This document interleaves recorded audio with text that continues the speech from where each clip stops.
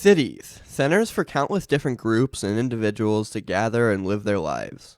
In the United States, the biggest cities stretch over 100 miles from each end, with suburban sprawl spreading the city out to massive degrees. This is what planning has shifted to since suburbanization started in the 1940s and 50s, with roads serving as the main navigation tool, getting wider and wider as they've become more and more important to cities. These roads have created something that most people don't realize the impact of, and that's corners. You see corners everywhere, whether that be the main street corner or, putting it in more of an architectural form, a building corner. These corners are very important. They can have impact on feelings and perception of the built environment, foot traffic, and walkability, and there also ends up being major economic impact. So today I wanted to explore that and what this really means for cities, and how it can be used to planners' advantage. Before we get into that though, make sure you do subscribe to the channel. We make geography and urban planning content like this every week, so if that's the kind of thing you're interested in, click the subscribe button below so you don't miss any future uploads. Thank you! So cities are all about community. That's what a city is. It's a massive community of a very diverse group of individuals coming from different regions, social classes, and economic classes. These people are brought together in these massive urban areas. The connection of these communities is very important because without different neighborhoods and areas working as one, a sort of segregation forms. Different social classes and ethnicities will naturally band together and disconnect themselves from the rest of the city, and that's where corners come into play. A corner is a major place of connection within a city, where all different types of people come together. Let's look at the Four Corners in Newark as an example. This is an intersection between Broad Street and Market Street in the city's downtown. It doesn't seem like anything special, and you might have never heard of it, but at one time it was considered the busiest street corner in the country. If we go onto Google Street View and take a look at it, we notice one thing. If you start just down the road, the concentration of pedestrians and life is pretty insignificant. But if we move just a bit into the intersection, you immediately see large groups of people, traffic, businesses, and life. This is a prime example of what a corner can do for a city. It can connect people. It's a main spot where traffic and people come together and meet one another from each street. Meaning, if you want to put something that will be seen by the most people, a corner is where you want to do it. If we convert this into urban planning and look at it from the point of view of someone who is trying to create community within the city, the corner has to be used as an important tool to do that. Think about creating a public space. If you want to plan a plaza where people will come together and live their lives together in groups with foliage, seating, water, and walkways, where would you want this place to be that would reach the highest amount of traffic? Obviously, it's a corner. These plazas and public spaces are almost always placed at crossroads where people meet and you see the highest number of diversity and capacity, two very important tools for creating public spaces. This works the exact same way if you look at it economically rather than socially.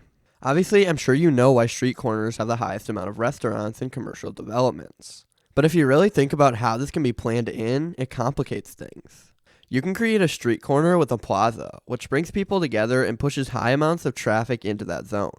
But that would then bring an incentive to put shops and restaurants there, as well as capitalize on that traffic of people. Food is another very important part of city planning that the average person won't think about. People can go to this restaurant that's either placed just outside of the public space or even within it, and they will then eat their food on the seating that's been provided for them within the park under a tree by the water. That will feel the most comfortable for people. This turns to people eating together, talking to each other, trading goods and ideas, and creating a community, which is the main mission of city planners. A corner can also serve as a landmark for a city, which is created by what we've been talking about. Parks and plazas can serve as a major landmark for an urban community. How many times have you used a public space like a park as a place of reference for yourself or when talking to others? I'm sure people in St. Louis often use the arch to tell people where something is in the downtown or the city. It serves an important purpose for this because landmarks are places of reference for those living in the city or visiting the city. If you create a landmark like a piece of art or a tower, you would want that to be on a street corner because it's the busiest area.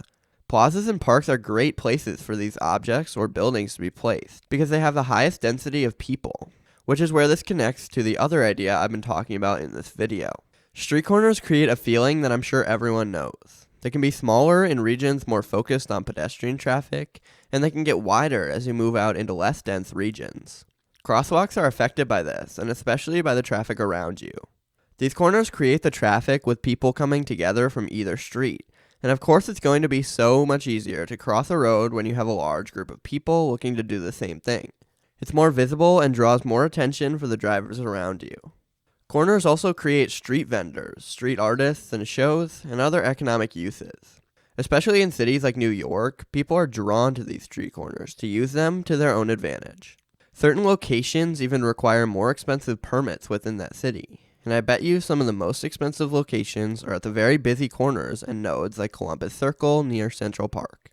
Another way to look at corners would be architecturally, which can relate to architects but also has a major impact on how the city planner sees the city.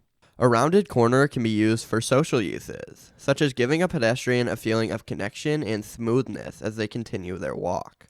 This can also be safer for women and families that want a more natural visibility around a corner. It can make it less likely for pedestrians to run into each other while walking, or it can be used by businesses on street corners to bring people into their building and make it look more inviting instead of the unnatural feel of a 90-degree angle. Now, being realistic here, obviously this doesn't have an insane impact on the urban environment, but it's a slight change that can be made that I believe can have impact within the minds of individuals and give a neighborhood a more favorable design for the people there. If density permits, I think having a very open street corner in high traffic areas can be used quite effectively. Giving people places to sit, stand, and gather in an area with so many people could give a much more comfortable feel to cities.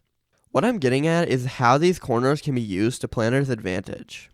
They're a very valuable tool for economic and social uses that should be capitalized upon.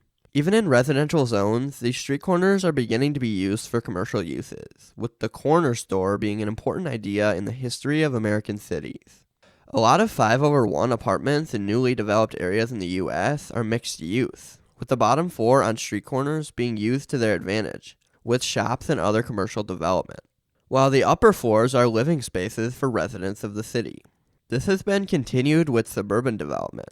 If you look at Dallas's northern suburbs, this is exactly what you'll see. Every major corner has restaurants and stores. It doesn't matter if these cities are the best model for urban planning, they use these corners to their advantage. So I hope I showed you how important corners can be to cities. It's a very niche subject, but there's absolutely more to get into here, like how corners can become dangerous places if they aren't used correctly, and how the street can affect these corners positively or negatively. For now, I'll leave that open to the discussion of those who see this. Thanks for watching. Thank you to the members this week: Brock Sanders, Stephen Priestman, SB Wilder, Florida Jake, JC17, Alex Williams, Makita Martinov, Kurt Ainsley, Jerome McCall, KMS162, JL, Bryson, Rosebud4, Darkbird, Big Pasty, Wolflink73, Snyder Schwein, Benjamin Whitings, Ryan Devins, and Hazev the Wolf. Again, I appreciate you all so much. If you want to become a member, the link is down in the description below. I'm just in college now, so obviously any amount of money is appreciated and helpful to me. Only do this if you appreciate the content and want to help me out as a person. Thank you.